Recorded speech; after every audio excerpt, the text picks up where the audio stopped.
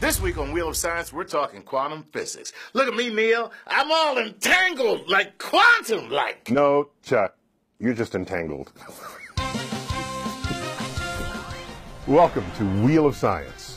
Hey, everybody, welcome to Wheel of Science. I'm Chuck Nice, and of course, this is the show where we answer your questions about the universe. But I don't answer your questions about the universe. The one, the only, Dr. Neil deGrasse Tyson answers your questions about the universe. What's up, Neil? Quantum physics, that's not my expertise. I just know enough to get by in the universe. So we'll try it. We'll see how it goes. Just enough quantum physics to get by, huh? Well, in that case, let's spin that wheel. Indeed, spin that wheel. Remember, all of our questions come from the Wheel of Science group on Facebook, and Hamed Abdelalim wants to know this. What role does the Higgs boson play in quantum physics? Actually, you could have asked that question about any particle. The proton, the neutron, the electron, neutrinos, quarks, they are all subject to the laws of the quantum. Actually, so is the whole universe, but the smaller you are, the more you manifest these laws. And so the Higgs boson, it's a quantum particle. And how does the Higgs boson work? It makes a field. And that field grants mass to any particle that moves through it. It's a badass particle. If you had to be a particle, that would be the one to be. Don't tell anybody, but that's the one to be. And you might ask, how does it actually assign mass? Think of a Hollywood party. If you go to a Hollywood party and nobody knows you, you can just go straight to the bar like that. You have low Hollywood mass.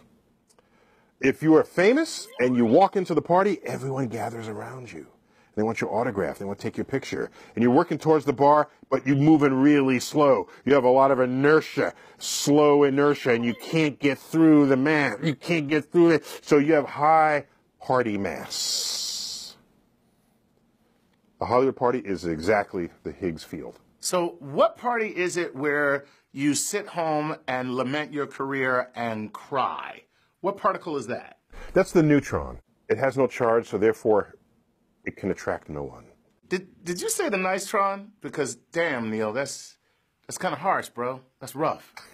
All right, Neil, you ready for another question? Spin that wheel. Since electrons can pop in and out of existence, doesn't that mean that the speed of light can be exceeded? It turns out one of the rules of quantum physics is that because particles are also waves, if there's a particle on this side of a hill and it can't get across to the other side, the wave function does exist and actually exist in a little bit on the other side of the hill. So the electron can disappear here and reappear there, collapsing the wave function, and the electron would have moved from there to there instantly, basically faster than the speed of light. It's called quantum mechanical tunneling, and it happens all the time.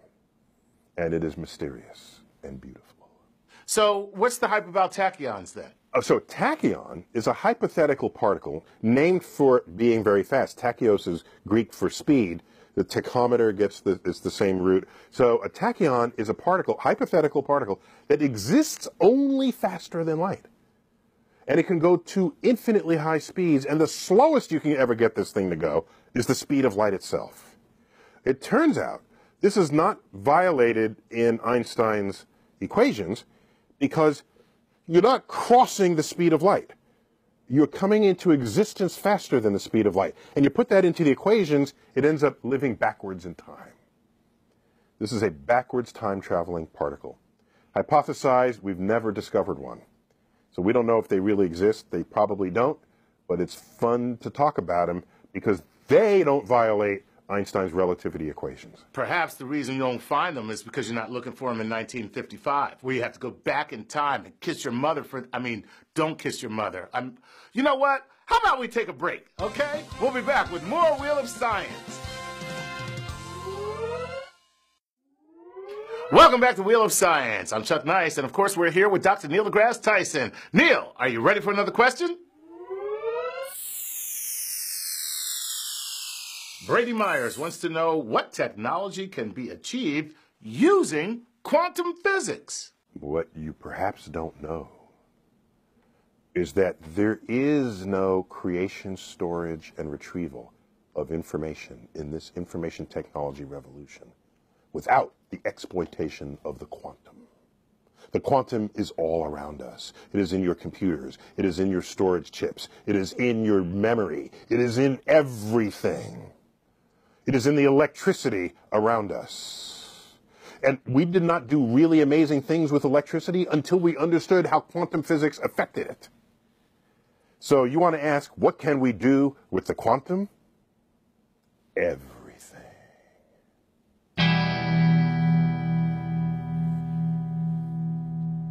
Damn.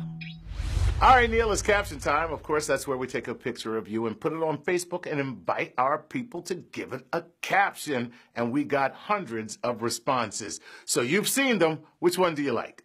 I think my favorite there is, I'm just trying to find the place where it says that your opinion is more important than scientific facts.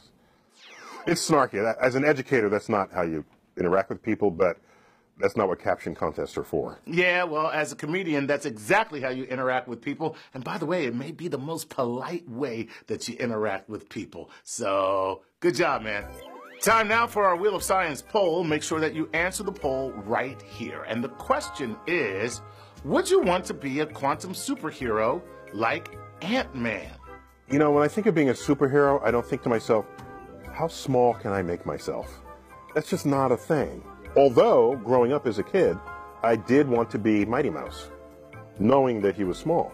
Just because he sang opera and saved the women in distress while singing, I just thought that was kind of cool.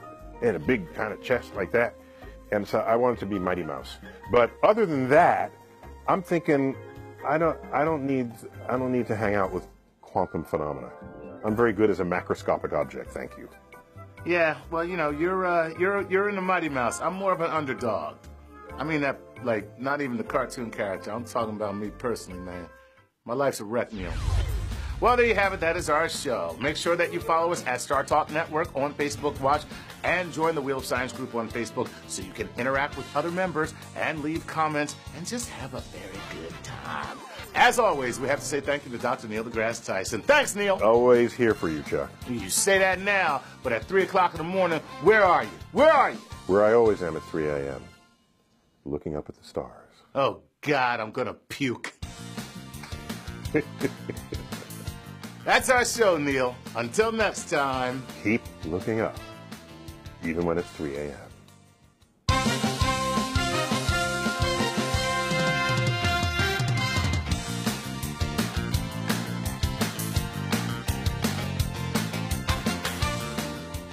Here I come to save the day.